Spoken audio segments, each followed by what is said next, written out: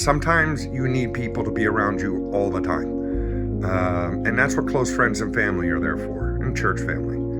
And sometimes you just need a little something from somewhere. So, you may or may not know, my name is Bill Rieger. It's June 23rd, 2026. And I am doing a survivor's ride where I am going to go into Ohio and around Pennsylvania. All the areas, probably 2 or 3 hours around Pittsburgh, Pennsylvania. I survived cancer, and I'll go into that story in a little bit. But I figured for this first part, I would show you the motorcycle and what gear it is that I travel with. So we'll do that. This is my 2011 Harley Davidson Road Glide that I bought from ZNM Harley from Greensburg, Pennsylvania. I've been a Honda guy my whole life. This is my first Harley Davidson. I absolutely love it. And the Road King is, for me, it's the perfect blend between a long haul tour bike and just a gadabout bike, something I could just run around with and do things. You'll notice it doesn't have a fairing, it doesn't have a windshield, but it is a super comfortable bike with, well, I'm a bigger guy, so it's got big guy seat on it. It's got enough room in all of the saddlebags that I can carry all the gear that I like to carry when I'm going on long haul trips.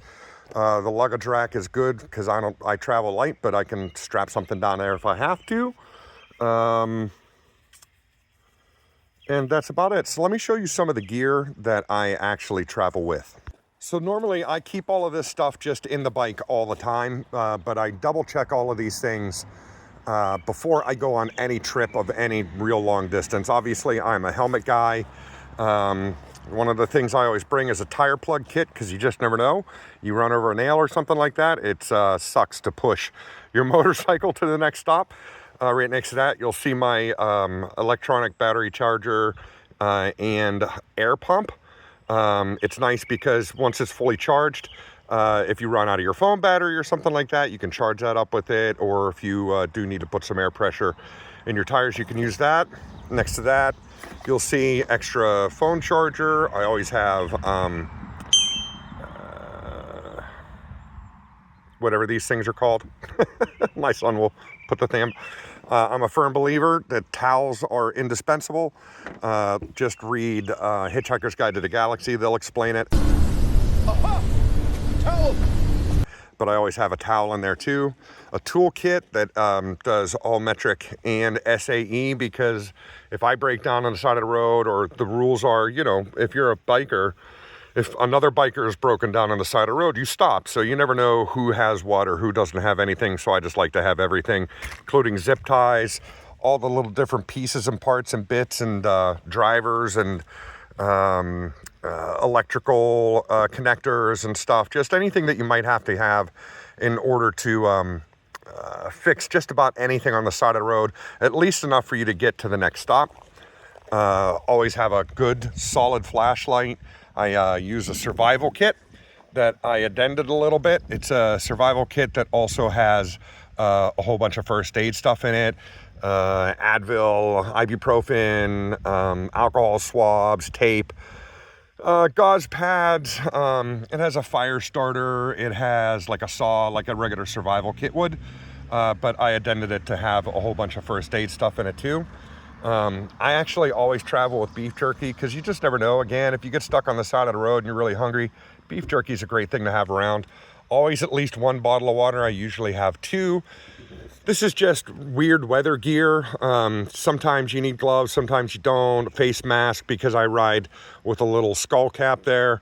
I like to have a face mask if I do. The gray ones are actually arm sleeves. I have a lot of tattoos. If it's really nice and when I wear my jacket, I do like to cover the ink because that sun, that'll just rip the ink right off of you. And my ink is very colorful and stuff like that. So that's pretty much all the gear. That, and I also always have a hoodie as well. So that's all the stuff that I travel with. And every time I go away, whether it's on one of my motorcycle trips or if I just literally go pick up the mail from the post office, from the mailbox, my dog Jocko is always super happy to see me. Oh, a puppy! Bark, bark, bark, bark. Hello, big boy. Hello, big boy. Who's a good dog? Jocko's such a good boy. Yes, you are. And he's gonna jump? Yes, he does. Yes, he jumps, jumps, jumps. Super excited puppy. He's a big puppy. He's a big puppy. So, why am I doing a survivor's ride? That's what I'm calling it, a survivor's ride. In January of 2025, I started having seizures. They diagnosed it that it was an inoperable cancerous brain tumor, which required that I go through radiation therapy and 1 year of chemo. That 1 year of chemo ended in June of 2026, and I survived brain cancer.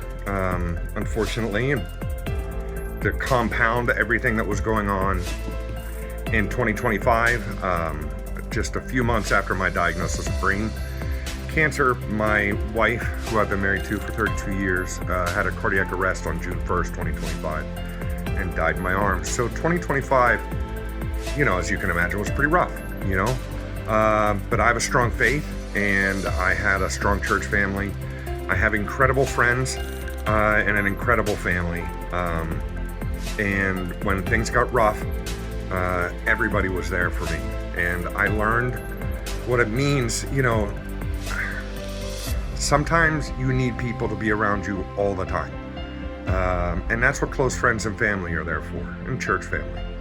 And sometimes you just need a little something from somewhere or from someone. And a lot of times those little tiny things turn out to be something worth way more than the investment that was put in. It means more to the recipient than it ever could to the giver.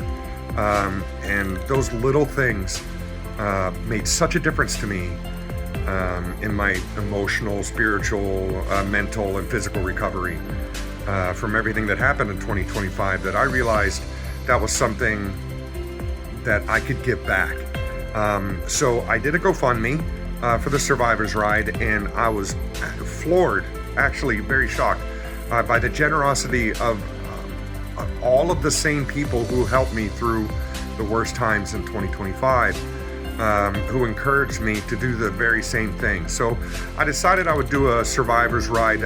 Originally, I wanted to do a long trip through the Rocky Mountains and run Pikes Peak and go from there to the Grand Canyon and then come home.